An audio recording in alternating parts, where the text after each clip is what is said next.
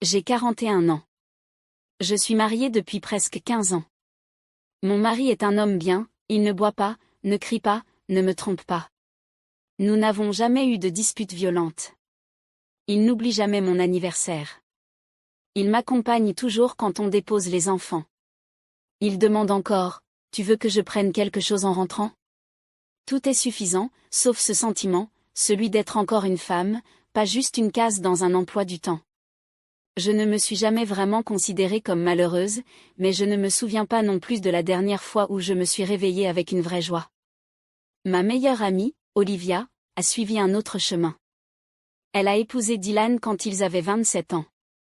Ils ont une maison qui s'illumine chaque soir, un enfant bien élevé et des week-ends remplis de pâtisseries faites ensemble comme dans une publicité parfaite.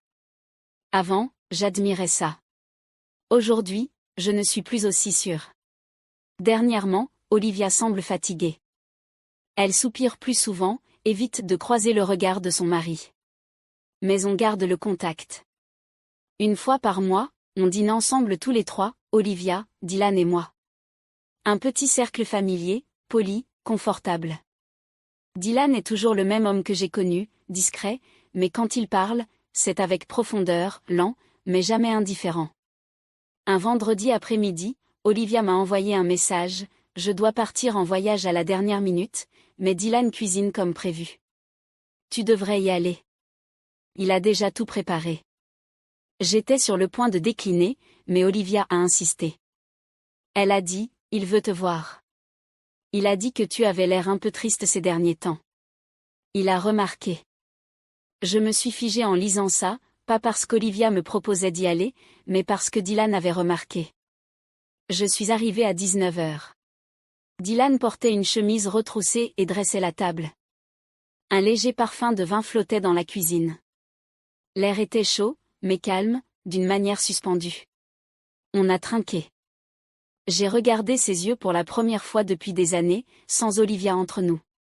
Et j'ai su que ce dîner n'était peut-être pas juste un remplacement. Dylan a versé le vin lentement, comme s'il avait peur de troubler le silence doux qui enveloppait la pièce. Il a posé la salade sur la table, m'a fait signe de m'asseoir, toujours aussi poli, attentif. Mais ce soir-là, son regard était différent. Ce n'était plus celui du mari de mon ami, ni celui d'un invité familier. C'était le regard d'un homme qui voyait une fatigue que même moi j'avais cessé d'essayer de cacher. « Comment tu vas en ce moment ?» a demandé Dylan en s'asseyant. Une question simple, mais sa voix était plus basse, plus lente, pas par politesse, comme s'il mettait enfin des mots sur une partie de moi restée trop longtemps silencieuse. J'allais sourire, répondre, « Ça va comme d'habitude », mais je n'ai pas pu. Ma gorge s'est serrée. « Ton mari est toujours aussi occupé ?» a-t-il demandé. J'ai hoché la tête. Il s'occupe encore des enfants, envoie toujours les mêmes messages. C'est juste, il ne me touche plus. Je ne sais pas pourquoi j'ai dit ça. Ce n'était pas une plainte ni un reproche. C'est juste sorti, comme quelque chose qu'on n'a plus besoin de cacher, pas devant Dylan. Il n'a pas répondu tout de suite. Il a juste posé son verre de vin sur la table et m'a regardé longuement. Puis il a murmuré, comme une confession, « Tu sais, il y a des femmes qui sont si belles, si pleines de vie. Mais si elles vivent trop longtemps avec quelqu'un qui ne les voit plus, elles finissent par s'effacer à leurs propres yeux. » J'ai serré les bords de ma chaise, pas à cause de ce qu'il disait, mais à cause de la manière dont il me regardait en le disant, comme s'il révélait un secret qu'il gardait depuis longtemps. La pièce est devenue encore plus silencieuse. La lumière suspendue au-dessus de nous diffusait une chaleur douce. On entendait le cliquetis d'un couteau sur une assiette. Mais en moi, plus rien n'était calme. Pour la première fois depuis des années, j'étais assise face à un homme et je me sentais vue, pas comme l'ami de sa femme, comme moi. On a fait la vaisselle ensemble. Un geste simple, habituel entre trois vieux amis qu'Olivia et Dylan étaient. Mais ce soir-là, nous n'étions que deux et le silence entre deux adultes n'était plus confortable. Il était dense, comme un air qui pourrait se briser au moindre contact. Je lavais les assiettes. Dylan les essuyait à côté de moi. Sa main a effleuré un verre, puis la mienne.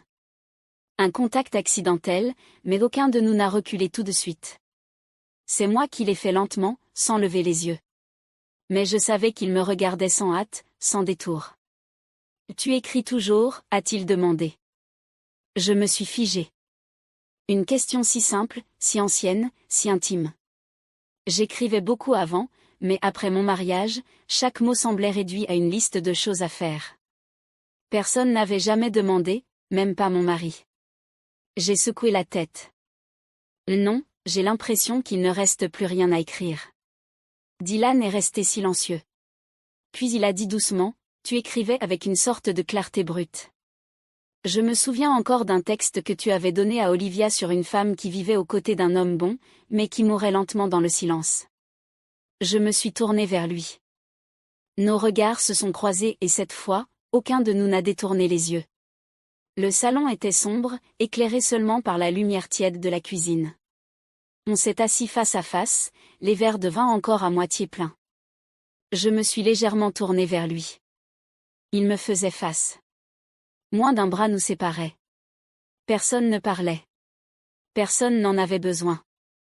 On écoutait le tic-tac régulier de l'horloge, le vent caressant les rideaux du balcon et le rythme irrégulier de nos cœurs. Au bout d'un moment, Dylan a demandé, « Tu t'es déjà demandé si certaines personnes étaient censées se rencontrer un peu plus tôt ?» J'ai ri doucement, mais c'était un rire triste. Ceux qu'on aurait dû rencontrer plus tôt, ils arrivent toujours trop tard ou au mauvais moment. Il a hoché la tête. Et son regard, ce n'était plus celui du mari de mon ami. C'était celui d'un homme qui luttait en silence entre la morale et un désir devenu trop fort pour être ignoré. Sans qu'on sache quand tout avait commencé, je ne me suis pas penchée vers lui, mais je ne me suis pas éloignée non plus. Je suis restée là, immobile, tandis que tout en moi se défaisait parce que, pour la première fois depuis des années, je voulais me tromper. On est resté là, dans cette lumière ambrée, comme dans un rêve dont aucun de nous n'osait se réveiller. Personne ne bougeait, mais nos regards, nos souffles disaient tout ce que nos corps n'osaient pas. Dans la manière dont nos mains se resserraient autour de nos verres de vin, comme si nous essayions de nous retenir de quelque chose qui débordait déjà, Dylan posa son verre et sa main resta posée sur la table, près de la mienne, sans me toucher, mais suffisamment proche pour être une question silencieuse. Je regardais sa main, puis je le regardais lui. Et quand nos yeux se croisèrent, cette fois, je ne détournai pas le regard. Il se pencha légèrement vers moi, juste assez pour que je sente son souffle effleurer mes cheveux. Sa voix devint plus grave, retenue depuis trop longtemps, est-ce que tu t'es déjà senti vraiment désiré par quelqu'un ? Cette question n'était ni vulgaire ni lascive, mais elle alluma un feu dans ma poitrine. Pas à cause des mots, mais parce que je savais qu'il ne parlait pas de mon corps. Il s'adressait à la partie de moi que j'avais cachée depuis plus de 10 ans, la femme en moi, celle qui avait soif d'être vue, touchée, ressentie comme désirable et pas simplement fonctionnelle. Je ne répondis pas. Je me penchai simplement vers lui et ses lèvres effleurèrent ma joue avec une douceur telle que cela ressemblait à une question posée par la peau. Et comme je ne me reculais pas, il tourna doucement mon visage vers le sien. Nous nous embrassâmes, pas avec urgence, pas avec avidité. Un long baiser lent, comme si nous essayions tous les deux de retenir quelque chose qui ne nous appartenait pas, mais qui était la seule chose qui avait semblé réelle depuis trop de jours passés à faire semblant. Sa main se posa dans mon dos, descendit jusqu'à ma taille, puis s'arrêta là. Je la laissai là, car pour la première fois depuis des années, je ne me sentais pas possédée. Je me sentais vue. Il murmura à mon oreille, « Si tu dis arrête, je m'arrêterai. Mais si tu ne dis rien, je ne ferai pas semblant de ne pas te vouloir. » Je fermai les yeux. Je ne dis rien. Je le tirai simplement un peu plus près et mes lèvres suivirent lentement la ligne de son cou, tremblantes, mais délibérées. Cette nuit-là, nous n'allâmes pas plus loin, mais quelque chose en nous, toutes les frontières étaient déjà tombées. Il n'y eut ni excuse ni promesse, juste deux personnes qui avaient touché quelque chose qu'elles savaient ne jamais pouvoir nommer de la même façon au matin. Le lendemain matin, je me réveillais plus tôt que d'habitude, pas à cause d'un réveil, mais parce que mon corps gardait en mémoire une étreinte qui n'était pas allée trop loin et un baiser qui avait dépassé les limites. Au-delà de 15 années d'autoconviction. Je ne restais pas chez Dylan. Je partis avant l'aube, seul sur mon perron, le vent traversant mon manteau trop fin, le cœur lourd d'une vérité que je ne pouvais plus effacer cette nuit-là. Et je n'étais pas certaine d'en avoir envie. Je préparais le petit déjeuner comme toujours. Mon mari était à table, lisant les infos, posant les questions habituelles. Tu as bien dormi? Quels sont tes plans pour aujourd'hui? Je répondis à tout parfaitement, mais dans ma tête, la voix de Dylan résonnait encore, chaude à mon oreille. Je ne ferai pas semblant de ne pas te vouloir. Je regardais l'homme en face de moi, celui qui avait marché à mes côtés pendant près de 20 ans. Je tenais encore à lui, mais je ne me souvenais plus de la dernière fois où il m'avait regardée comme une femme. Et je ne me souvenais plus de la dernière fois où je m'étais vue ainsi non plus. Un message arriva sur mon téléphone.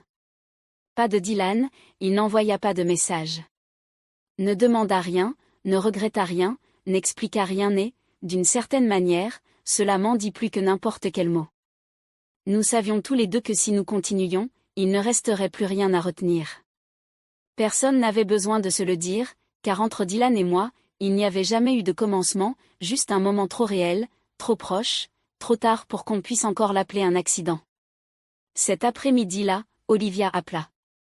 Elle parla de son voyage professionnel, me demanda si je viendrais dîner de nouveau. Sa voix était chaleureuse, encore douce, comme si le monde n'avait pas dévié de son axe. Je restai silencieuse un instant. Mon cœur accéléra, pas par culpabilité, mais par peur, peur de vouloir revoir Dylan, pas pour faire quoi que ce soit de mal, juste pour me sentir vue une fois encore. Je mentis, cette semaine est trop chargée. Peut-être une autre fois. Ce soir-là, je m'assis près de la fenêtre. La brise faisait onduler le rideau et dans mon esprit résonnait une question, une que je ne savais pas si je pourrais un jour y répondre. Si Olivia venait à découvrir, serait-elle blessée à cause de Dylan ou à cause de moi? Je n'envoyais pas de message à Dylan. Il ne me contacta pas non plus, pas par froideur, pas pour oublier, mais parce que nous avions compris que certains des plus beaux moments sont ceux qu'on ne peut jamais répéter. Je ne regrette pas, mais je n'en suis pas fière non plus. Je sais que j'ai franchi une ligne si fine qu'un simple souffle aurait pu briser tout ce qui donnait sang à ma vie. Mon mari est toujours là chaque jour, me demandant des nouvelles de la réunion parents-prof, de la visite médicale des enfants. Il ne sait rien et peut-être qu'il ne saura jamais. Mais depuis cette nuit-là, chaque fois qu'il me touche doucement le dos avant de s'endormir, un calme silencieux m'envahit, pas de la culpabilité, mais la prise de conscience que ce que je désire, ce n'est pas seulement un homme bien, c'est un homme qui veut encore vraiment me comprendre. Je ne vais plus dîner chez Olivia. Je dis que je suis occupée. Elle m'écrit encore. Elle appelle toujours la même amie, sauf que moi, je n'ai plus assez de clarté pour soutenir son regard comme avant. Je garde mes distances, non pas pour me protéger, mais pour préserver la part de moi qui veut encore être bonne. Parfois dans la vie, on est attiré par quelqu'un pour qui on ne devrait rien ressentir. On voit une partie de soi si réelle, si longtemps oubliée, soudain ramenée à la lumière et on se sent perdu, on souffre, on se dit juste cette fois. Mais la maturité, ce n'est pas ne jamais sentir son cœur s'égarer. C'est savoir se retenir avant que ce qu'on a ne devienne quelque chose à quoi on ne pourra jamais revenir. Tous ceux qui vous font sentir vivant ne sont pas ceux avec qui vous êtes censé marcher. Et parfois, la leçon la plus importante, c'est celle-ci, savoir quand lâcher prise, savoir quand reculer, savoir quand garder une étincelle sincère, non pas comme une trahison, mais comme un réveil silencieux. Un soir, bien après que tout se soit calmé en apparence, j'ai appelé mon mari. Il était dans le salon, un livre à la main et je l'ai rejoint doucement, comme si mes pas hésitaient entre vérité et silence. Je me suis assise près de lui, le cœur battant trop fort et je lui ai dit, « J'ai besoin de te parler de quelque chose qui me fait peur. » Il a posé son livre, attentif et j'ai commencé à mettre des mots sur ce que je ressentais depuis des mois, cette sensation d'absence entre nous, ce vide qui me rendait vulnérable, non pas parce que je ne l'aimais plus, mais parce que je ne savais plus comment me sentir désirée dans ses bras. Je n'ai pas parlé de Dylan. Ce n'était pas nécessaire. Ce que j'avais à confesser, c'était moins un acte qu'un écart de cœur, une brèche ouverte par le silence, l'habitude et la fatigue. Il a écouté sans interrompre et lorsque j'ai eu fini, il a simplement dit, « On va y arriver, mais pas seul. » C'est lui qui a proposé la thérapie de couple, pas comme une punition ou une urgence, mais comme un acte d'amour. Nous avons commencé à voir une thérapeute spécialisée dans la reconnexion émotionnelle. Les premières séances furent inconfortables, douloureuses même. Il fallait apprendre à se regarder à nouveau sans les filtres, sans les automatismes. Mais petit à petit, entre deux silences avoués, quelque chose s'est reconstruit. Nous avons réappris à parler, à nous dire ce que nous aimions, ce qui nous manquait, ce que nous avions oublié de nous dire. Et puis un soir, après plusieurs semaines, il m'a prise dans ses bras d'une manière nouvelle ou peut-être ancienne, mais que j'avais oubliée. Ce n'était pas la tendresse distraite de la routine, c'était une attente, un désir lent, profond, presque timide, comme s'il me redécouvrait, comme si j'étais à nouveau celle qu'il voulait conquérir. Lorsque ses mains ont effleuré mon dos, j'ai fermé les yeux, non pas pour fuir, mais pour mieux ressentir. Et cette fois, je n'ai pas pensé à un autre. Mon esprit était chez moi entièrement. Chaque baiser était une réponse aux questions que je portais depuis si longtemps. Chaque souffle partagé me ramenait à une évidence, ce que je cherchais ailleurs, je pouvais encore le trouver ici. Je l'ai ressenti plus intensément que jamais, pas à cause de la nouveauté, mais parce que je savais ce que j'aurais pu perdre, parce que je n'avais jamais été aussi présente, aussi consciente de l'instant. Ce n'était pas un feu passager, mais une flamme lente, profonde, qui éclairait toutes les zones d'ombre que j'avais crues irréparables. Depuis, il ne me touche plus comme avant. Il me touche comme quelqu'un qui m'a retrouvée. Et moi, je ne pense plus à ce qui aurait pu être, parce que ce que j'ai maintenant est plus fort que tout ce que j'ai un jour fantasmé. J'ai appris que la guérison ne vient pas de l'extérieur, mais de la volonté partagée de deux âmes de se retrouver, même après s'être un peu perdues. Quelques semaines plus tard, Olivia m'a de nouveau invité à dîner. Cette fois, je n'ai pas hésité. J'ai accepté calmement, sans agitation intérieure, sans arrière-pensée. Ce n'était plus une fuite vers quelque chose d'inconnu, mais un simple moment entre amis comme cela aurait toujours dû l'être. En entrant dans leur maison, je me suis sentie différente, pas tendue, pas fragile, juste, ancrée, présente, en paix avec moi-même. Olivia m'a serrée dans ses bras, ravie de me voir et nous avons rejoint Dylan dans le salon. Il m'a observé un moment, un peu surpris peut-être. Il y avait dans son regard une interrogation silencieuse. Plus tard dans la soirée, alors qu'Olivia débarrassait la table, il m'a glissé doucement, presque à voix basse, « Tu as changé. » « Qu'est-ce qui s'est passé ?» Je l'ai regardé droit dans les yeux, sans trouble. Cette fois, je suis redevenue vivante et je dis, avec un sourire, vraiment vivante. Il n'a rien répondu tout de suite, mais j'ai vu dans son regard un respect nouveau. Pas de regret, pas de désir exprimé, juste une compréhension profonde que ce qui nous avait effleuré un soir n'était qu'un appel, un signal pour m'aider à retrouver mon chemin vers moi-même. Le reste du dîner fut léger, presque joyeux. Et quand je suis repartie ce soir-là, je n'ai pas senti ce vide étrange qui me suivait autrefois. Mon cœur n'était plus tiraillé, il était plein et surtout, il était à sa place. Si vous avez déjà ressenti quelque chose de vrai que vous ne pouviez partager avec personne, faites-le savoir. Dites que vous comprenez. Abonnez-vous pour découvrir d'autres histoires de croissance, d'émotions silencieuses et de cette lutte humaine profonde entre le cœur et la conscience.